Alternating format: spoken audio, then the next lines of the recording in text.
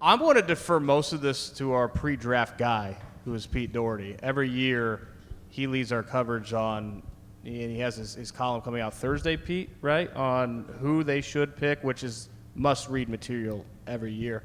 I think their biggest need is pass rush.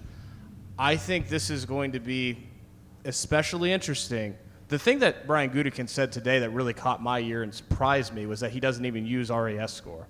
Like that shocked me. Now, he kind of said that he has other analytics in-house in the scouting department that measures athletic ability, but he's a traits guy. He is an athletic ability guy.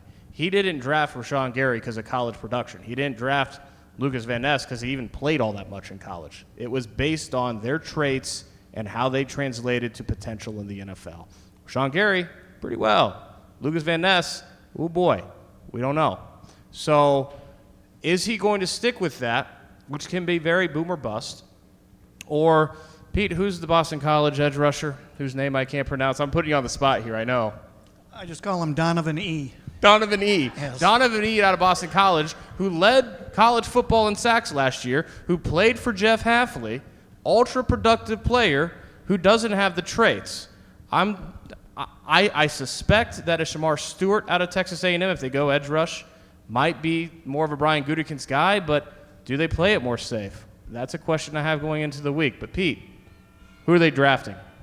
Yeah, there are just there are so many possibilities. It's funny, the more you talk to people around the league and you check all the draft gurus, the more confused you get about who's going to be there and who's not.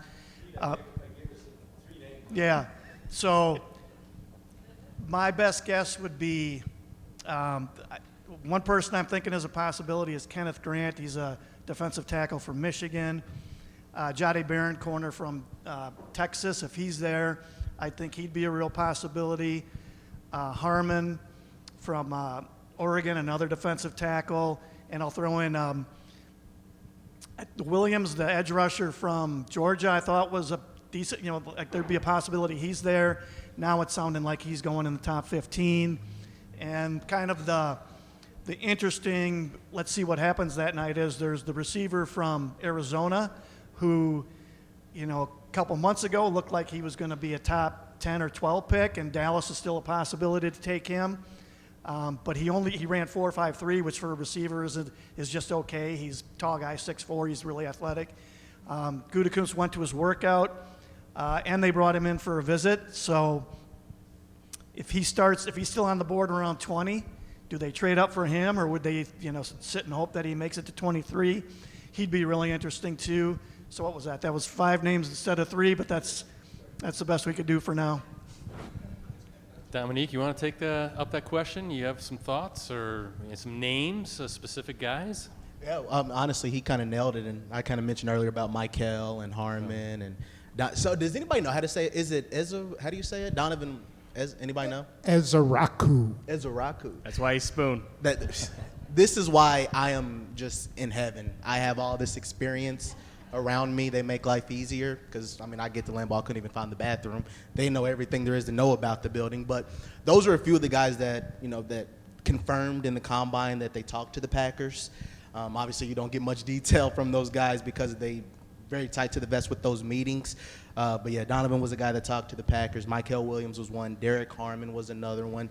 So those are a few of the guys that, really stood out. So I guess if Pete's wrong, then I am definitely wrong, since those are the names I gave you as well. But those are guys that at least confirmed that they did talk with the Packers. I don't know, Spoon, do you know the numbers of the guys that they bring in for visits? How many generally end up on the roster? I think last year it was 3. I think Hopper was 1. Oh God, I just wrote that. Anyway, maybe 2 or 3, and then they sign a couple who are free agents. But they'll always bring in, if they're going to draft a position, they'll bring in 5 guys. So they brought in 5 wide receivers. Okay, which one are they really interested in? Sometimes it's a medical. You can tell that it's a medical. But yeah, I would never base anything on, especially their first round pick, as to whether the visits or talking to them somewhere. They're never going to show their hand on that. So that's a good point. I think I don't think it's a bad draft to trade down, but you have to have a partner. You have to have someone who's coming up and maybe wants a quarterback. Don't know where that kid Jackson Dart's going to go. If he goes to Pittsburgh, then I'm not sure who's really moving up for a player. But you never know. People chase draft picks, and if I were them, I would try to move back maybe around 30 or early second round, just because there's a whole bunch of players that probably have the same grade right there, and it's kind of, who do you want? And the more picks you get, the more shots you have and the better odds you have of getting someone. I think all the guys mentioned here have a chance. I would throw in, if the kid from Michigan, the corner from Michigan, Will Johnson, is that his name, Will Johnson? Yeah, if for some reason a bunch of teams pass on him because of injury and maybe 40 time, he's a big corner who I think fits exactly what type of player that they would like to have. Someone who can play his own coverage, someone who can probably is able to play different positions.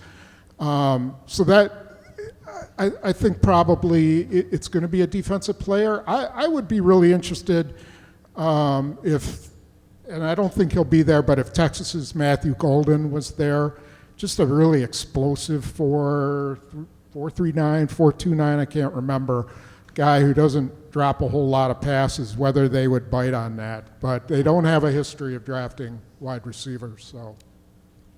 Just a nugget on the whole trading down thing. I want to preface this by saying that it was a year ago that Brian Gutekunst's first thing he said in his pre-draft press conference was essentially, and I'm kind of paraphrasing here, but not very much, everything I'm about to say is a lie. I'm going to lie to you as much as I can because 3 days before the draft, Brian Gutekunst has no interest in telling us anything about anything. All right, so just that preface. But he did, with his words that he spoke today, made it what seemed to be audibly very clear that he would like more draft picks. He has 8 going into this week. The last 3 years, he picked 11 last year, 13 2 years ago, and 11. This is a guy who subscribes to the volume shooting idea. 8 is not very many for him. He said it plain as day, which now that I'm thinking about it means it's probably a lie. But he said it plain as day today that he wants more draft picks, which means trading down and getting more draft picks, more than 8. He likes to. He said that. I think the number, Dominique, that he said was 15. Right? He's like, ideally you'd have 15. He's almost, my math's bad, but he's almost halfway there. So that's certainly a possibility. With that said, what would we like to have happen? Trade up, not back, because that's fewer Saturday picks, and Saturday's very long. You're always trying to get out of work, aren't you? I kind of was sensing a theme here. On Saturday of the draft, Yeah, it gets long, right? when I'm trying to be coherent, yes. Tell our boss, Robert, close your ears.